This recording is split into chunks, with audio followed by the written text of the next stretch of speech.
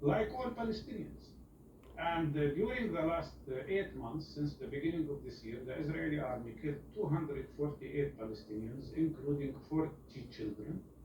We've witnessed terrorist settlers' attacks on Palestinian cities, burning cars, burning houses, attacking villages.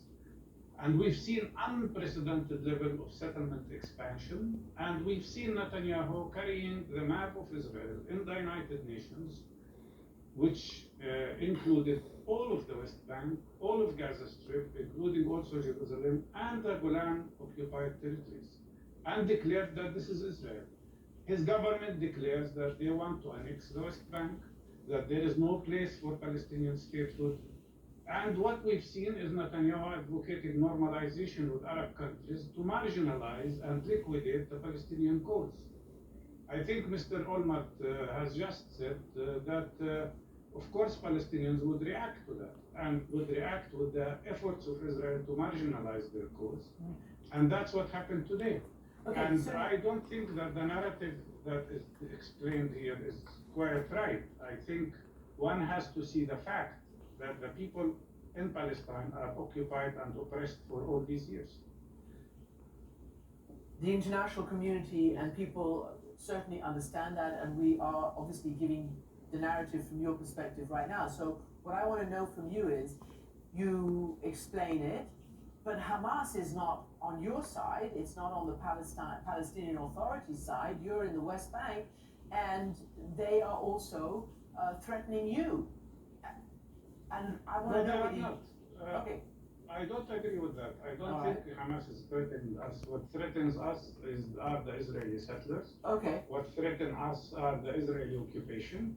What threatens us is the fact that Israel never learns from its mistakes and from its history. And the same, in my opinion, as the American administration, which fails to see things in an equal manner. The fact that we are looked at as if we are all terrorists. I mean, look, it's not just Hamas that is described as terrorists. The American Congress considers the PLO, including Mr. Abbas, as terrorists as well. So the issue here is, are we Palestinians equal human beings or not? Are we allowed to resist occupation as international law says or not? Are we entitled to peace and security as well or not? If Israel has the right to defend itself, do Palestinians also have the right to defend themselves or not?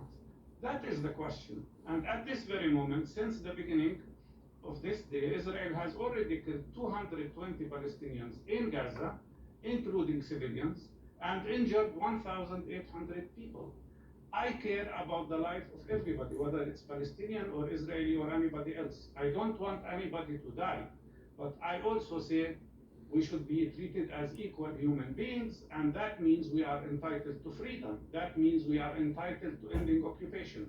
The main cause of what is going on is the continuous occupation, is the fact that the world has been silent about Israeli crimes against Palestinian people. But do you think, I mean, look, you've been there for a long time. Do you think this is the way to do that? And the other question is, where is this going to lead? Because as a U.S. Negotiator himself has said, it's quote unquote rinse, repeat, wash, whatever that statement is. It's the endless cycle of what happens. So Israeli civilians have been killed today.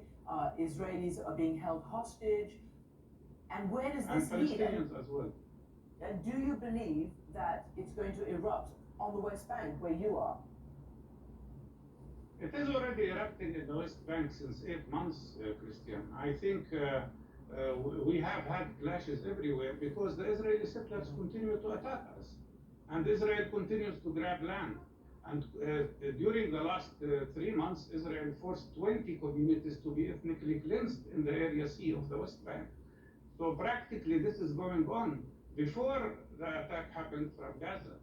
And the big question here is, what is the way out of this?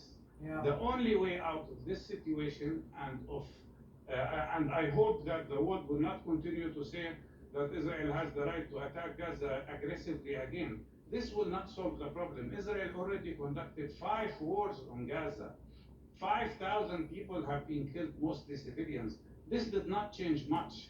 The only way to change the situation is to accept us as equal human beings, is to end the Israeli occupation and end the system of apartheid that everybody says is much worse than the system of apartheid that prevailed in South Africa at one point of time. Mustafa Barghouti is the way.